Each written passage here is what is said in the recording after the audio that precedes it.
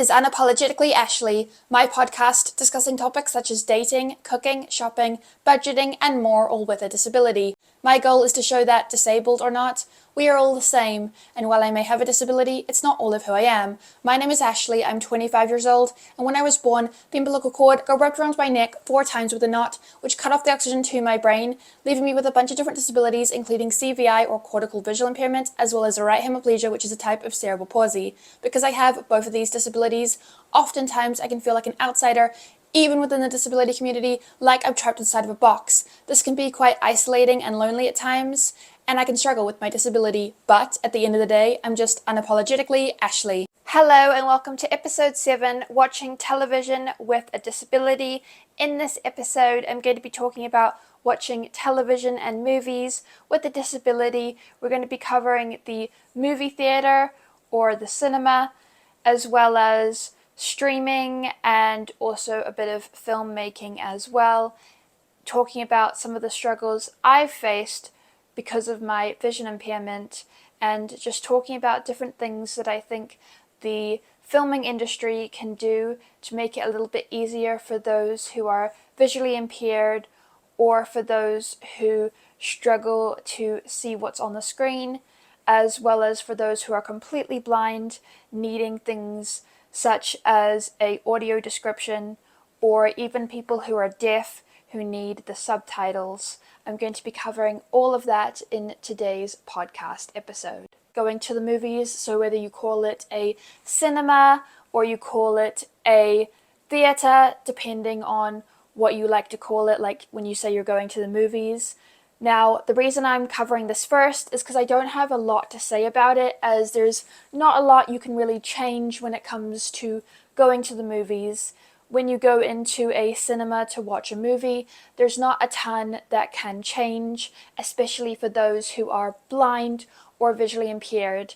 The only thing I can say is that some cinemas do offer things like audio description headphones, but it's not very common. It can happen for things like actual theaters, so things like plays. That can happen, and again, sometimes when you go to the cinema, but again, it's not very common, and I understand that it's very hard to do that because you don't know who's going to be blind or visually impaired and who might need it. Just like with subtitles for those who are deaf, you don't always know what people are going to be in the theater, so you don't know, okay, what do I actually have to put on the screen, especially the people who are dealing with the actual film itself, setting it up for it to be watched by so many people. It's a little bit different when it's in your own home or something like that, but when you're going to the movies, obviously the people in charge of that movie, they can't really supply headphones to everyone. They can't do the subtitles because, it might be annoying for some people. And again, that kind of stuff for people who are deaf or blind, it is very tricky because, again, they don't know who's coming to the movies, so they don't know if you're blind or deaf. I mean, you could probably tell them ahead of time, but even then, again, they have to set it all up with the headphones and everything, so it can be very difficult to do. So again, I don't want to touch too much on that, as I know there's not a lot that can be done in that area, unfortunately. However, what I will say to those who are like me are visually impaired, you still have the remainder of your vision and you can still see movies for the most part. Obviously, it depends on what the movie is. But if you're someone like me who still has the remainder of your vision, then I highly recommend trying to sit in either the first row, the second row, or the third row, because after that there's a big gap and then there's all that tiered seating in the back. But the first 3 rows are lower down, they're closer to the screen, and depending on the amount of sight you still have remaining, then it'll depend on whether you sit in the first row, the second row, or the third row. This also depends on whether or not there is a stage in front, as well as how big the screen is as well, because sometimes movies will have big screens, other times the screens will be a little bit smaller, and then when it comes to a stage area, some cinemas do have a bit of a stage in front as well. A lot of people who go to the movies often sit in the back. So that means that if you are visually impaired or you can't see that well, then sitting in the front, even if that's not your assigned seating, is the best thing to do, because again, there's not going to be a lot of people who do sit in the front, so you're more likely to always have a seat. When you go to the movies, obviously, if you've ever looked at how movies are set up, when you have the 3 rows in front, obviously there are so many different seats, but I recommend the 4 in the middle if you can get them. Whether it's the first row, the second row, or the third row, try and sit in the middle. The first kind of 4 to 8 seats are the best for actually getting a full image, especially if you're someone like me with a vision impairment that affects gaps in your vision. Because I have cortical visual impairment, which affects how I see things, and because I have something called right hymenopia as well, which means that I have little gaps in my vision and things like that, often I don't get the whole image of something. I have to kind of take it in individually. So by sitting in the middle of the row, then I'm able to get the full picture of the screen, whereas if you sit on the side, it can be a little bit harder to know what's going on over here, especially because I have no peripheral vision either, or lower field, so I'm trying to look up and look at the screen. So that is my little recommendation for when it comes to going to the movies and watching a movie. The next point I want to bring up is streaming, whether that is Netflix, Disney+, Amazon Prime, Hulu, whatever you use will depend on the country you're in, as well as what you prefer. There are so many different streaming services for a reason, that reason being that a lot of the time what you want isn't on one of the streaming services, and some people do use a VPN, while others are subscribed to multiple different streaming platforms. Now again, there is also just regular television as well. You know, you've got channels 1, 2, and 3, and then you might also have Sky. So it all comes down to personal preference, of course. There are things that you can get from streaming services that you can't get from regular television. And that brings me to our next point, or next points, which are subtitles and audio description. This is something that's very common because it's not just about whether or not you're deaf, it's also about what language you speak, because a lot of the time they'll have subtitles for other languages or for silent films. So subtitles have been around for years. And one of the big differences between regular television and streaming is that streaming has subtitles on everything. It's something that you can turn on or off depending on what you want.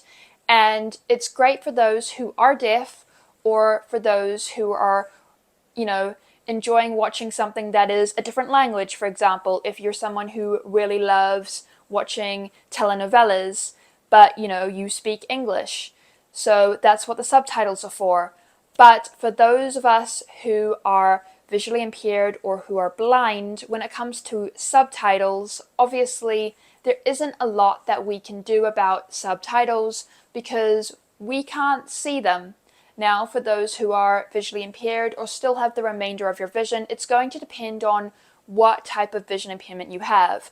Because mine's brain related, my eyes don't always understand words, and the words tend to flash across the screen very quickly, even if they're in a big font. I've noticed that with subtitles, for most subtitles on streaming, they are nice and big and really easy to see. However, unless you can read and watch at the same time and understand what's going on, you end up missing a lot. I'm barely through reading a sentence when another one pops up and I have to keep pausing it, but then the streaming service won't let me have it be paused and have me read it at the same time, because it'll have a little thing that pops up, which is really annoying. It'll say like the name of the show or things like that as it's waiting for me to click play again. So that can be really annoying when it comes to trying to pause it every time to read the subtitles, which is why I prefer to watch shows that don't have any subtitles. However, that is pretty unavoidable now as we get to text messages.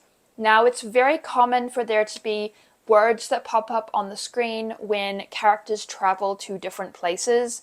However, something else that's very common as well is with modern technology, we have cell phones.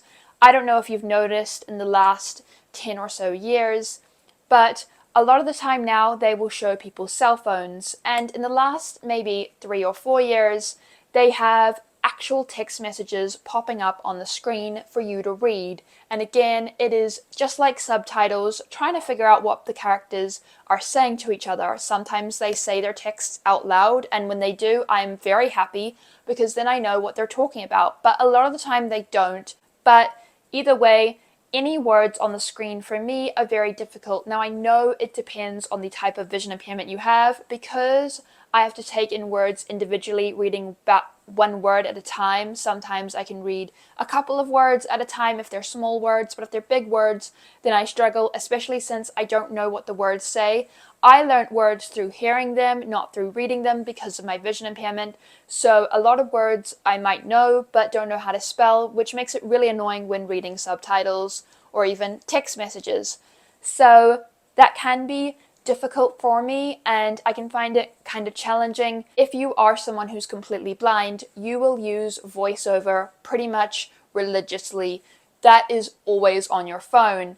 Just like how when it comes to audio description, that's all you use to know what's going on your screen. However, if like me, you are still someone who has a lot of sight and you still can see what's happening on the screen for the most part, it's just the words that become difficult. It can be very frustrating because you only have 2 options, but I really wish that you could have 3. The 2 options that you have currently are the option to either have no audio description at all, meaning that you have to, like I said, pause it every time words appear on the screen and try and read it to know what it actually says and what's going on. Or your second option is to put on the audio description, which will then not only read the subtitles and the text messages and the other words on the screen, but it will also tell you everything that is happening on screen, whether it's the person's outfit, the scenery, the physical thing that they're doing, like picking up something or walking somewhere. And for someone like me with a vision impairment who doesn't use voiceover on my phone 24/7 because it can get really frustrating. Now, for people who are completely blind, as I've said, it is extremely common for them to have voiceover turned up really high, meaning that it's really, really fast, and the voiceover talks incredibly fast to the point where you don't really know what's happening, and it's at a really, really, really fast volume. They're always talking, whereas I prefer to have my voiceover at about 50. So 50, 60, where it's, not too slow, but it's just like a normal conversation that you'd have with someone. And when I have voiceover on, I usually have it to read things to me. Like I said, I have it read text messages, I have it read things that are written on my screen, such as YouTube. I'll have it read the YouTube comments. I'll have it read the description or the title of a YouTube video, things like that. I get it to read to me. However, I don't want voiceover on all the time. Like I said, I only want it to come on when I'm reading something because I'm visually impaired and I can still see my screen. And that is the exact same when it comes to audio description on streaming. And like I said, when it comes to that, there are only 2 options, just like there are only 2 options on your phone. I know it's done to make it easier and more accessible, but let me know in the comments of this video on YouTube whether or not you agree or disagree with me about this when it comes to whether or not there should be that 3rd option for streaming services and even for voiceover on your cell phone. There'll be like a little toggle that'll say audio description. You toggle that on and then it'll come up with a second option, which it currently doesn't, but come up with a second option that says for text only. I think that would be really, really helpful to those like me who have the remainder of their vision, meaning that you can day to day use your cell phone pretty regularly like anyone else. But when it comes to reading text messages or any words that may appear on your screen, you want that screen reader option. Or, for example, when you are, like I said, watching something on Netflix or Disney Plus or any other streaming service, you are watching it and you think, oh no, there's a text that's appearing on the screen. I don't know what it says, and I don't want to have to pause to see what's going on. If there's just a little button you could press when you choose the audio description option, it'll give you either audio description or subtitles. But when you click audio description, it turns it on for everything, like I said, not just text. So again, just like with your cell phone, with one of those little toggles that toggles on or off, have that drop down menu where if you toggle it on, then it will have two options where it will say, audio description, then it'll say for text only or for the full screen or something like that.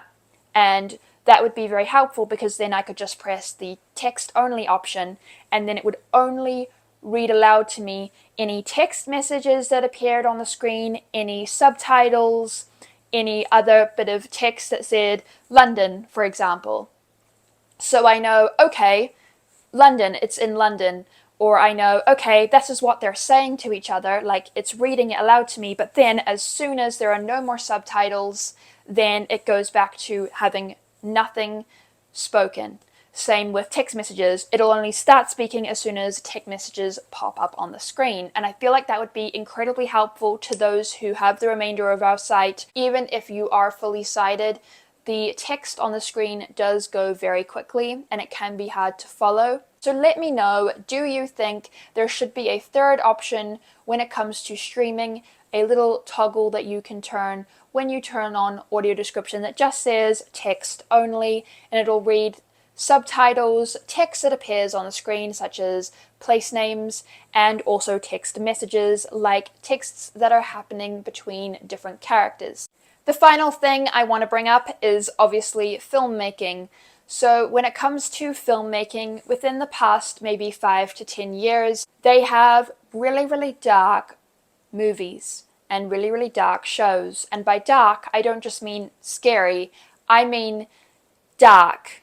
So if you are someone who is visually impaired, you can't see what's happening on the screen, and it's gotten to the point where even fully sighted people are complaining that they cannot see the characters' faces. If it's too dark to see someone's face, then you're doing it wrong. And I love watching TV shows and movies despite being visually impaired, and I love to know what's going on the screen because I get really involved in the characters and the storytelling. When you're talking to someone in real life, their face is obviously quite small, but because of camera tricks, you can make their face seem really big and it can take up the full screen or half the screen. So I can see things that I never see on people's faces, like their facial expressions, if they have freckles, different things like that that normally I can't see on people's faces, or like how blue their eyes are, for example. I can't really know that in person. So when I'm watching a film, I'm able to actually see that because the person who was directing it had them do a zoom on the person's face. So you got to see their whole face. Now, obviously, different stories are going to need different types of filming, and that's fine. You want to kind of set the tone for the scene. You want to, set the mood. So is there a way to lower the opacity, but you're still filming it at nighttime, so you don't have to make it look like it's nighttime or anything. You're still filming it at night, but you're using some lights on characters' faces or on different scenery shots. If you can't really understand the story because it's too dark to see it and you actually miss parts of it, then what's the point? This is purely my opinion as someone with a vision impairment on things I think could be changed or things I think could be helped. And for me personally, I think that there's nothing wrong with wanting to tell a dark story and have a dark tone and a dark feel. But if there is a way to brighten up the scene before going to post-production, that would not only be beneficial to those who are visually impaired and struggle to see what's happening on the screen, but would also be helpful to those who are completely fully sighted because they also, as I've been told, struggle with seeing movies nowadays as well. And if a fully sighted person cannot see what is happening on the screen, a visually impaired person definitely won't. Whether you are listening to it on Spotify or you are watching it on YouTube, thank you so much for listening, and I'll catch you in the next episode. Bye!